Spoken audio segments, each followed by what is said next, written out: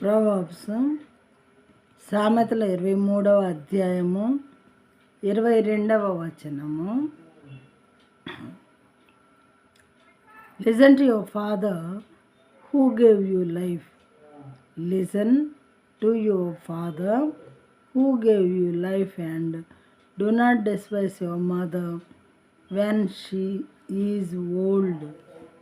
నిన్ను కనిన నీ తండ్రి ఉపదేశము అంగీకరించుము. నీ తల్లి ముదిమి యందు ఆమెను నిర్లక్ష్యము చేయకుము. ముదిమి అంటే ముసలితనము. తండ్రి చెప్పేటటువంటి మంచి మాటల్ని, ఉపదేశాన్ని అంగీకరించమని దేవుడు చెప్తున్నాడు మన అందరితో కూడా.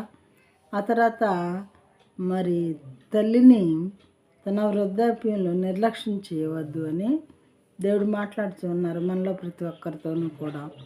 అయితే వాక్యం ఉంచినటువంటి సహోదరి సహోదరుడా, నీ తండ్రి ఉపదేశాన్ని నీవు అంగీకరిస్తున్నావా?